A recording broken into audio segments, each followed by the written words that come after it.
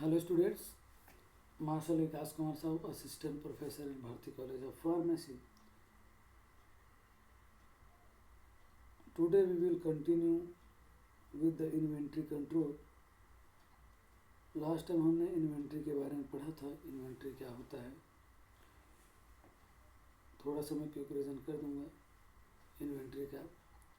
उसके बाद हम आगे बढ़ेंगे कि इन्वेंट्री वह होता है कि किसी भी पर्टिकुलरली प्रोडक्शन हाउस में इन फार्मास्यूटिकल फील्ड में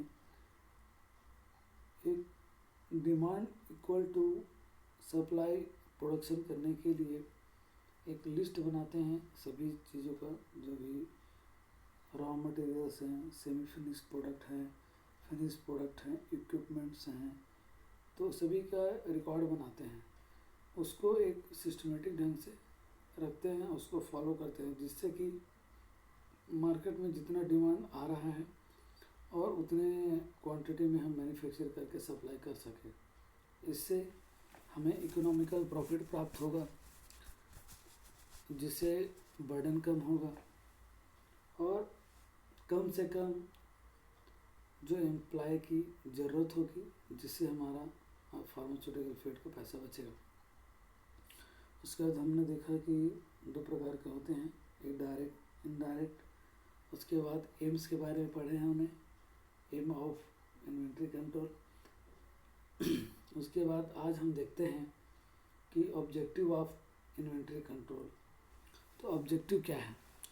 to reduce the minimum idle time due to the shortage of material spare part.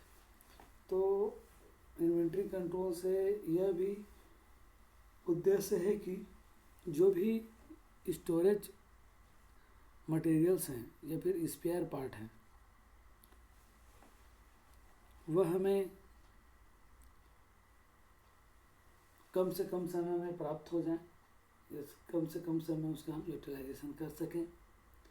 और रिड्यूस द मिनिमम एडल्स, जिससे उसके स्टोरेज रख रखाव कम से कम जगह ज़रूरत हो। To offer the maximum service, और अधिक से अधिक हम जो है वो सर्विस प्रोवाइड कर सकें।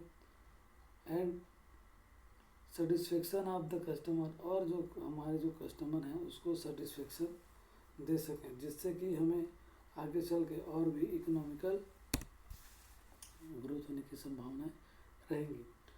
To minimize as much as possible capital investment and cost of storage। तो जो भी इसका मतलब यह है कि हम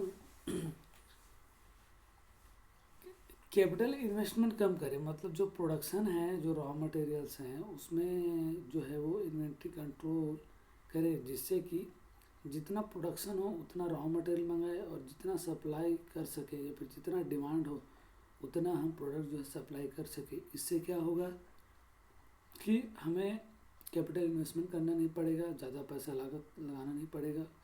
और कॉस्ट स्टोरेज, मतलब उसको स्टोर जो भी प्रोडक्शन हमारा जो डोजेस फॉर्म है उसको स्टोर करने की ज़रूरत भी नहीं पड़ेगी।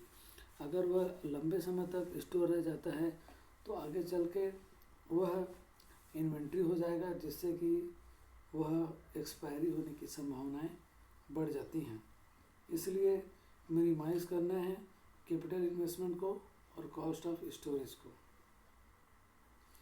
देन उसके बाद हम देखते हैं the objective of inventory control is to provide a scientific basis for planning inventory requirements. तो यह जो देखते हैं कि जो हम इन्वेंट्री कंट्रोल कर रहे हैं, वह जो इन्वेंट्री है उसका जो सिस्टमेटिक रिक्वायरमेंट होते हैं, सिस्टमेटिक तरीके से, साइंटिफिक तरीके से उसको हम रिकैलकुलेट करते हैं कि कितने मात्रा में हमें मेडिसिन चाहिए, कितना रॉ मटेरियल लेगा, सेमी प्रोडक्ट्स किस समय जो बनना चाहिए, उसका डिमांड किस तरीके से रहेगा, इस तरीके से हम देखते हैं। तो अगला देखते हैं हम, to hold the reasonable inventory in order to avoid the losses from the inventory obsolescence।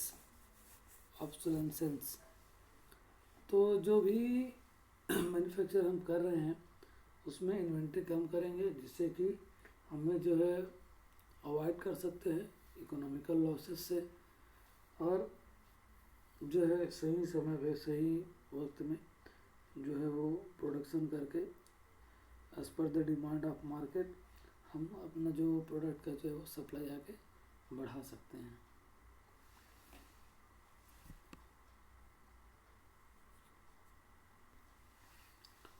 उसके बाद देखते हैं ऑब्जेक्टिव, अगला ऑब्जेक्टिव है 6वां number, to maintain the reasonable safety stock.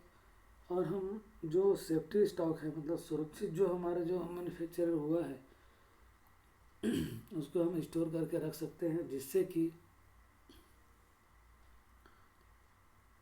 हमारा जो इकोनॉमिकल ग्रोथ भी बढ़ेगा, और जैसे मार्केट से डिमांड आएगा उसको हम तुरंत सप्लाई कर देंगे। तो इस प्रकार डिमांड के हिसाब से हम मैन्युफैक्चरिंग करेंगे और सप्लाई प्रोवाइड करेंगे। To maintain the necessary inventory record, जो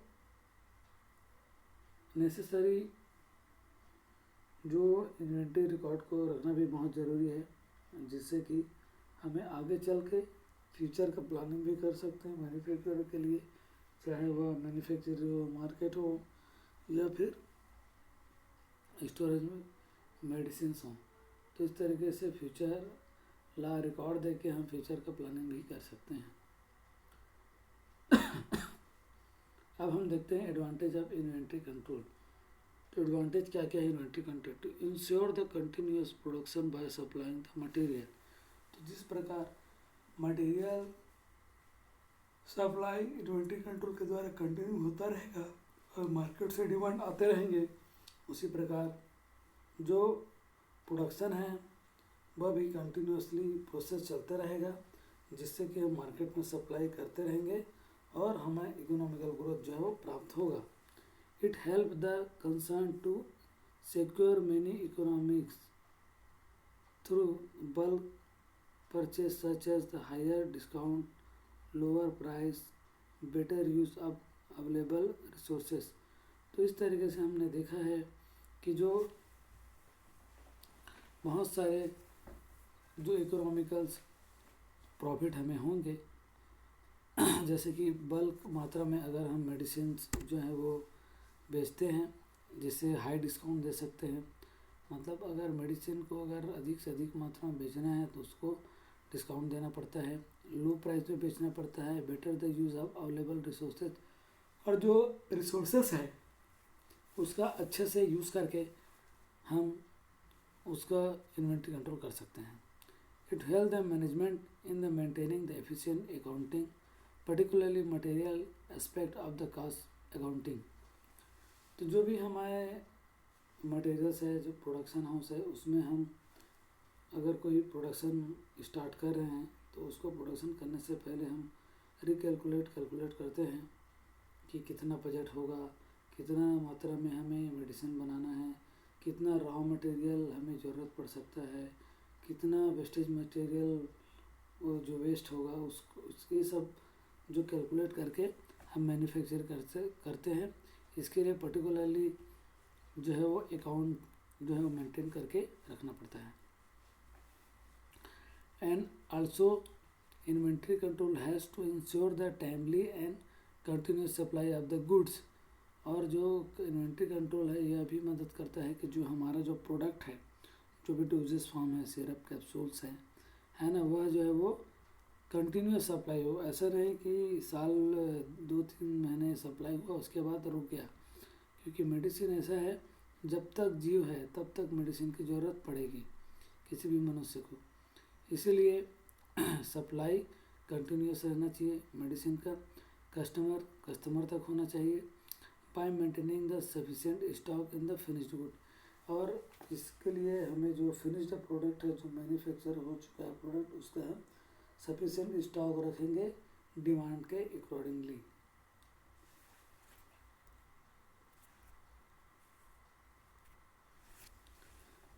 उसके बाद 5वां देखते हैं, eliminate the over stocking of inventory and maintain the minimum investment.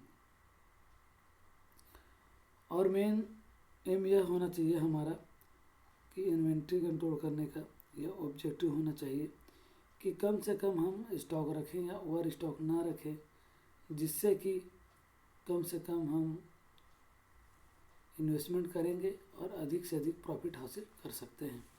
It help in optimum utilization of the men. तो यह जो इन्वेंट्री कंट्रोल है यह भी बताता है यह भी कि जो भी हमारे लेबर्स है या फिर मेन पावर है उसका हम अधिक से अधिक यूटिलाइजेशन किस तरीके से कर सकते हैं, मनी का यूटिलाइजेशन किस तरीके से अच्छे तरीके से कर सकते हैं, मटेरियल का कितने अच्छे तरीके से कर सकते हैं, इक्विपमेंट का समय की बचत होती है इससे, thereby the reduce the total cost of production. इस तरीके से हमने अगर मेन पावर में मनी, मटेरियल्स, इक्विपमेंट्स, टाइम, ये सब में अगर हम अच्छे से यूटिलाइजेशन कर सकें, अच्छे से यूटिलाइजेशन करने के बाद जो हमें टोटल कॉस्ट ऑफ प्रोडक्शन हासिल होगा वह कम से कम अमाउंट में हम प्रोडक्शन कर सकते हैं। तो ये हो गया एडवांटेज। अब हम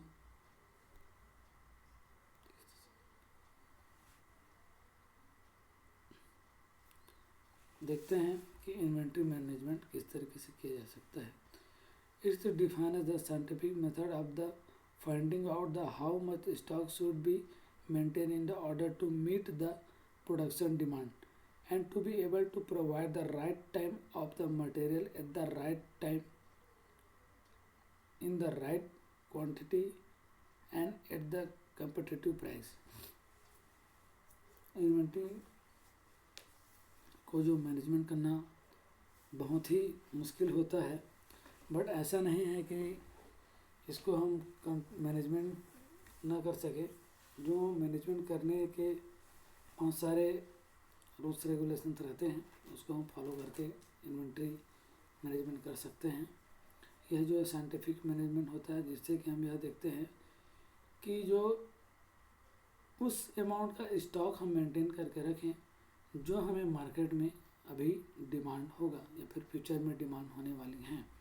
जिस तरीके से अभी हमारे एटमॉस्फेयर में कोरोना वायरस का जो बढ़ गया है महामारी, इससे यह पता चलता है कि कम से कम हाफ वर्ल्ड के जितने भी जनसंख्या हैं उससे आधा लोगों कोरोना से प्रभावित हैं। इसलिए अधिक से अधिक मात्रा में जो है वो वैक्सीन का प्रोडक्शन कर सके और इसको स्टॉक करके रख सके, क्योंकि अभी हमें यह पता है कि कोरोना वायरस के लिए वैक्सीन्स बहुत ज़्यादा ज़रूरी है और आगे चल के उसका डिमांड आगे बढ़ने ही वाले हैं। इसलिए अभी प्रोडक्शन अधिक से अधिक किया जा सकता है और उसको स्टॉक करके रखा जा सकता है, जिससे कि आगे चल के डिमांड को कम किया जा सके।